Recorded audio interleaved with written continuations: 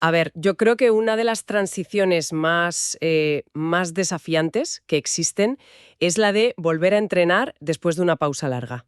Uf, sin duda. No es solo un reto físico, ¿sabes? Es que es una verdadera odisea emocional. Totalmente. Esa sensación de empezar casi de cero, pero recordando perfectamente lo en forma que estabas, es que puede ser demoledora. Has dado en el clavo. De hecho, uno de los testimonios que hemos revisado lo definía como sentirse un extraño en tu propio cuerpo. ¡Qué fuerte! Y para analizarlo bien, hoy tenemos fuentes que cubren esto desde todos los ángulos, ¿eh? Psicología deportiva, fisioterapia, recuperación posparto. De todo un poco. Sí. Al final, la misión hoy es meternos de lleno en esas barreras, las mentales y las físicas, y bueno, sacar algunas estrategias claras para que la vuelta sea un poquito menos cuesta arriba. Ok, pues vamos a ello. La pregunta central que sale de todo el material es: ¿por qué es más difícil volver a empezar que ser un principiante? Buena pregunta. Y la respuesta parece estar en lo que las fuentes llaman la discrepancia cognitiva. Pero ojo, que no es solo comparar tu rendimiento de ahora con el de tuyo de antes. No, va más allá. Es más profundo. Es como una batalla contra una versión casi mitológica de tu pasado. Las fuentes sugieren que no solo recordamos lo que levantábamos, sino la sensación de facilidad, el estatus que nos daba, ¿sabes? Es una lucha contra un fantasma, sí. Un fantasma que además no tenía dolores, ni las responsabilidades de ahora, ni la edad que se tiene ahora. Claro. Esa idealización es el núcleo de la frustración. Como principiante, cada kilo que añades, cada minuto extra es una victoria. Todo es progreso. Todo suma. Exacto, pero al volver, tu punto de referencia es un pico de rendimiento pasado, y todo lo que está por debajo se siente como un fracaso. Por eso encontramos testimonios que hablan de sentirse como un gran fracasado, o de ver el regreso como una montaña que ni siquiera pueden empezar a escalar. Y esa batalla mental es brutal. Las fuentes describen una carga psicológica enorme. Hablan de vergüenza al tener que usar pesos mucho más bajos o no poder terminar una serie que antes era, vamos, el calentamiento. Uf, sí. Recuerdo un caso especialmente duro de las fuentes, el de una persona recuperándose de una hernia discal. Describía la sensación como humillante. Wow. El tener que sufrir con ejercicios básicos mientras ves a otros moverse con total facilidad. Es que lo fascinante aquí es que esas emociones conectan directamente con lo que en psicología se conoce como el síndrome del impostor. El síndrome del impostor, claro. Es este fenómeno donde atribuyes tus logros a la suerte y vives con un miedo constante a que te descubran como un fraude. ¿Y en el gimnasio cómo se manifiesta eso? Pues se manifiesta como sentir que no perteneces a ese sitio, que la gente te mira y piensa, este no sabe lo que hace, o que tu cuerpo de ahora es un farsante que no está a la altura de su pasado. Y es un sentimiento que está súper extendido, ¿no? Uno de los estudios que tenemos menciona que hasta el 70% de la población lo ha sufrido alguna vez. 70%, una barbaridad. Y las causas son las que nos podemos imaginar: baja autoestima, perfeccionismo extremo, una autoexigencia. Desmedida. Es la tormenta perfecta. Y esa tormenta es la que te lleva a abandonar. Por eso el primer paso, y el más importante, no es físico, es mental. Totalmente. La estrategia clave que proponen todas las fuentes es reencuadrar el pensamiento. Aceptar que este camino es único y que la comparación, sobre todo con ese fantasma del pasado, es el enemigo número uno. De hecho, las fuentes proponen un cambio de perspectiva radical: transformar la frustración. ¿En qué sentido? En lugar de verla como una enemiga, entenderla como una maestra del crecimiento deportivo. Pero claro, eso es más fácil decirlo que hacerlo cuando estás ahí sintiéndolo. Por supuesto. Y no se trata de no sentirla, ¿eh? Regular la frustración no es evitarla, sino aprender a mantener el control para responder desde la serenidad y no desde el impulso de tirar la toalla. Es el primer acto de fortaleza. Exacto. Pero esa batalla mental tiene un aliado potentísimo. El propio cuerpo. Justo ahí quería llegar. Porque cuando la mente quiere, pero el físico responde, con dolor o fatiga, la frustración se dispara.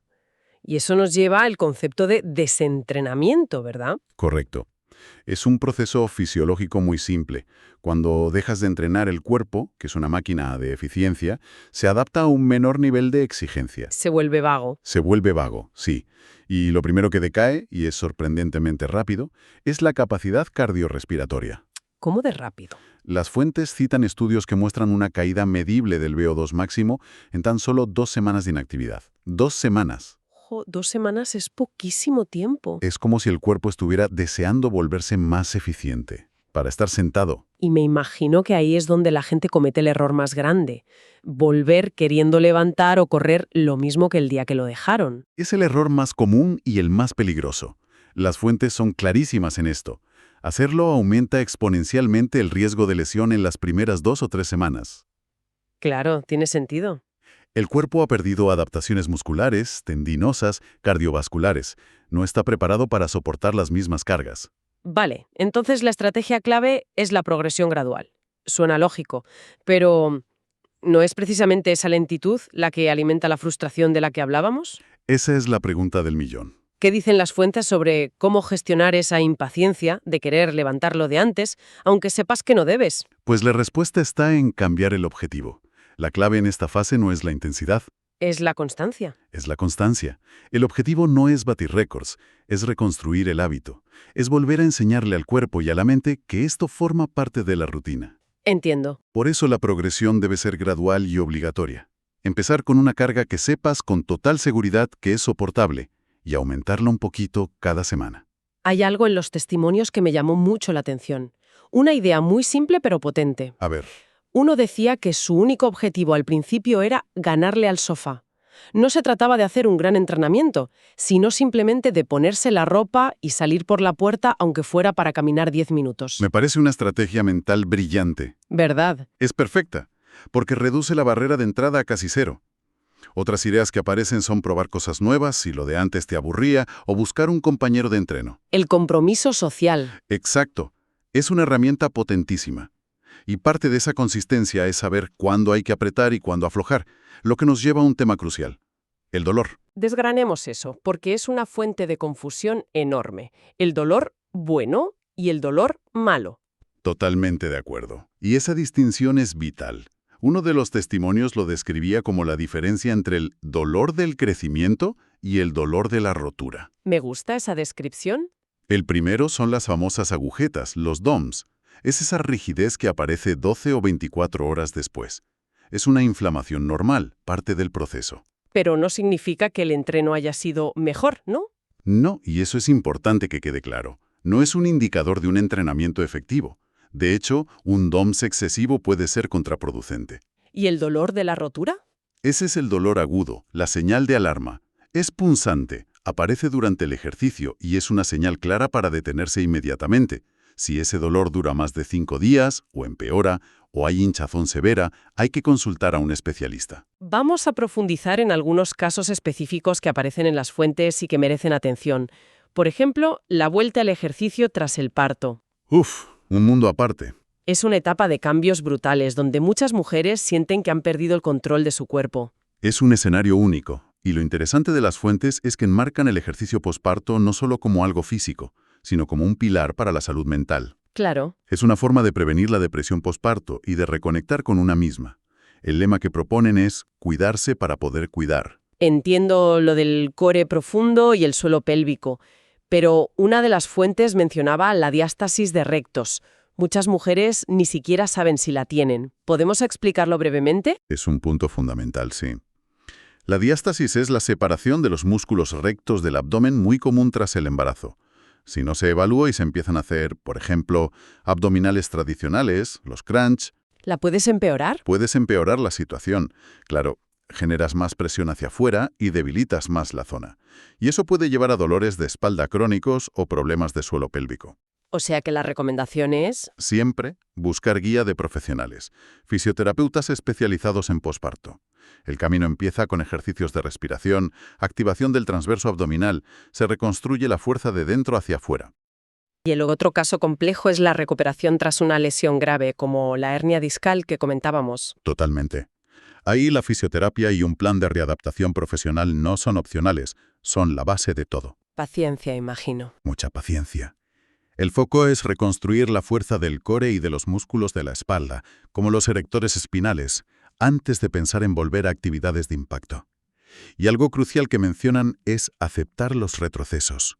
El famoso 2 pasos adelante, 1 atrás. Exacto. Y eso no es un fracaso, es parte del proceso. Cada retroceso es una oportunidad para ajustar y fortalecer. Y todo esto nos devuelve en un círculo perfecto al punto de partida, la gestión de la frustración. Porque va a haber días malos, entrenamientos que no salen, metas que no se cumplen. Inevitablemente. Y para esos momentos, la psicología deportiva nos ofrece un marco muy claro. Imagina el escenario. Fallas un levantamiento que antes hacías fácil.